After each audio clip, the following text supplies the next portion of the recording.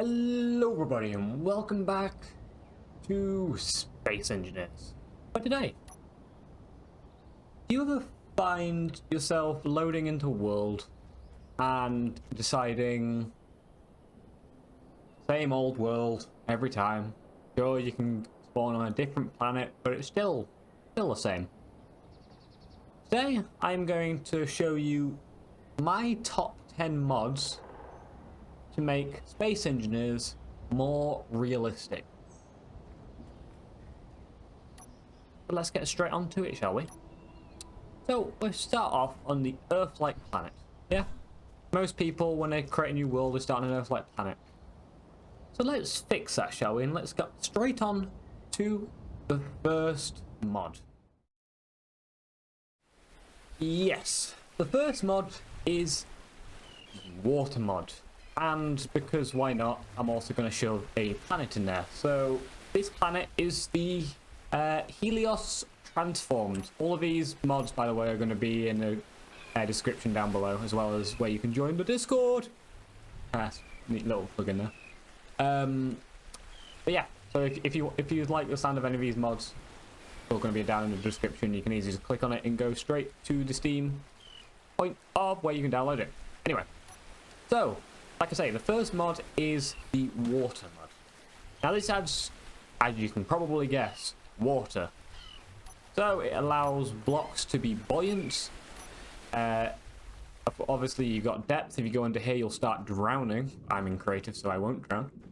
And yeah, if you add it to a water compatible planet, such as the Helios Transformed, you can get really nice little planets. This one has a nice little ring over it, and immediately makes it feel a little bit more realistic than having ice on, you know, like a warmer planet. Like, look, my O2 is high and it's a warm planet. Of course, you're going to have nice running water, but it also has a benefit of you get little birds in the skies, even though it's a fish. Why is there a flying fish? Huh. Yeah, you get birds in the sky. Nice little seagull there. And yeah, you can also go under the water, and it goes down deep where you can find fish and all the such. But I'm not going to hold on this mod for too much longer, because it's time to add another mod now, isn't it? Yep, you guessed it. The next mod is the daily needs, adding the need for food, water, and actually having stamina in the game. Means you can't just, you know, do anything you want. You actually have to worry about, as well as your sort of health, oxygen, and power, food and water. A very essential essential thing in real life. So of course, let's add it to Space Engineers. This mod adds a couple of new blocks. If we go to the daily needs and survival, so it'll add soil, so you can actually grow crops. It'll add a water recycler, which recycles water that you've drank from wastewater into drinkable water again. Enclosed hydroponics farms, more just used to making food. Open cage farms, I think that's just when function underwater. Huh. I think this is just when you're not in space. Food, I don't even know how you're supposed to say that, but as you can see on the side, it basically says what it does. Nice LED panel, and the emergency rations, which is probably what you'll start off with. Basically you just combine gravel with ice, and abracadabra, you now have basic food. Nice simple mod, but let's get straight on to the next one, shall we? So yes, the third mod is the Circle Statistics HUD mod, as far as I'm aware, which changes, you know, your HUD. Makes it look a little bit cleaner when you're playing, gets some of the bars out the way. Also adds a little bit of colour, which is just nice, and yeah, spices up the game a little bit more like, I don't know if it's more realistic, but you know what I mean, it's nicer to see something else. That's all that mod does. Adds a fancy new hood for you to mess about with. Of course, there are loads of different hood mods, but I like this one. It seems quite nice, and I'm just trying to mess about with different types of hoods. So, quite a simple one. But let's move on to the next mod. So, the fourth mod we have for today is the Improvised Engineering mod. Or as I like to call it, the Grabby mod. I spawned in like a little grid or something. It doesn't really matter what you spawn in. You can spawn in such a battery or something, you know. Spawn in a little... I spawn in a battery. Normally in this game, if you want to move something, you basically can't unless you can push it. See, you can push these batteries, but you know, it's not the easiest to do. So the Improvised Engineering mod allows you to pick things up. So if I hover over it with my crosshair and press R, you can see I can now move it. I can also use my scroll wheel to change the distance it is away from me. I believe if I click, I can spin it. And if I press R again, I drop it. So you can pick up these batteries, and you can pick up things like blocks. And if I wanted to, I can get into the water. You know what? You see the batteries are a lot heavier, so they're harder to move. Oh. Come on. As you can see, batteries do not float in water. Not in the slightest. Anyway, yeah. An interesting mod which you can use. You know, in real life you have the use for your arms, so why would you not have the use for your arms in a Realistic Space Engineers little mod pack? So, that's that makes me feel like I'm at home. But that gets us on to the next mod. Let's get straight onto that. You may be able to see a bit of a difference, you may not. But this is the Realistic Skybox mod. Now, I've used this mod quite a few times now. I've fallen in love with it quite a bit. Why? Because this planet on its own has a really nice skybox. But the main reason I like it is if I make it dark. Nice and dark. This feels... Oh, let's see if we can go a little bit dark. Not really. This feels nice. I don't know if it's actually working for this planet particularly well, but the Realistic Skybox is really good at making places really, really dark. That ring. I don't know, it adds something to the game, I find. Something that you don't get in a lot of other Skybox type mods. Doesn't this make you feel like this is more realistic? Oh, so nice. And let's get straight on to the next mod, shall we? The next mod, or should I say the sixth mod, is the plane parts mod. Well, I guess not new mod, but certainly a fairly realistic mod in the whole scheme of things. So we have a little plane just sat here on the beach. I'm not going to claim I built this plane in the slightest. I just downloaded it off the workshop. So yeah, don't expect that I built this. Yeah, so we can hop into it. And as you can see, the only thrusters we actually have on this thing are ones that go forward. We have no type of spacebar flying. So all of the up thrust or the lift will come from the actual wings itself.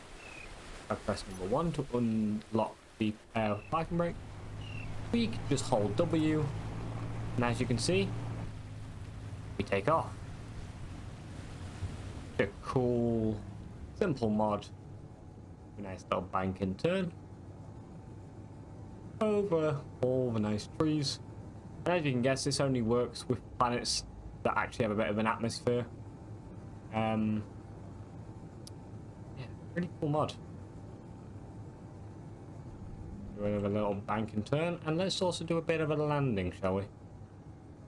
Landing on this beach. Oh. So I believe if I press number 2, I do actually have some flaps to slow me down. Let's turn this on. There we go.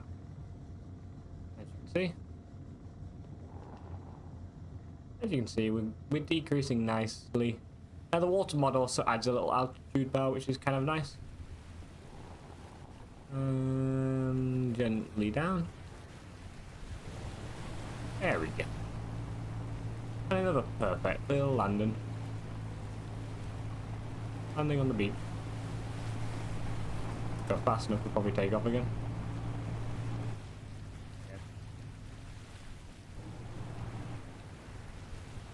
Whee. And land. I'm on, and we're good. Fuel critical. Now, again, this is just one little pack. So if you go down to in the list of all the blocks, come to this one there, and this shows all the blocks added to the game. So obviously we have all the wing blocks. We've got a load of just normal building blocks to fill out these wings. All the different cones. We've got covers if you add like thrusters. We've got a load of wheels. Landing gear, parts, all stuff, plane antennas. All lots of nice little blocks. Now there are other mods that work with these, like you can get propeller mods and all those kind of things. So it would probably work a little bit better for a plane like this, but yeah, certainly a nice little realistic sort of flying physics kind of mod.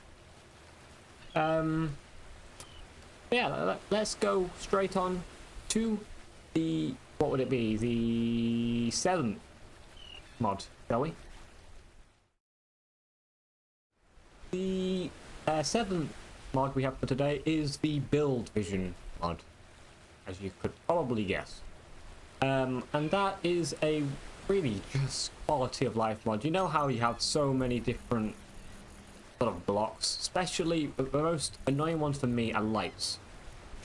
Lights don't have any kind of like interface where you can click onto them, so it's very hard to rename them. But with a lot of mods like this, or a lot of blocks with this mod, you can just hold control whilst looking at a block, and then if you use your middle mouse and the scroll wheel and go up, you'll get like a little bar like that. You can right click, or you can go downwards and it goes to a little menu of which you can just, you know, scroll through what you want to do. So let's say I want to rename this. I can I can left click that, and I can press enter, and I can call it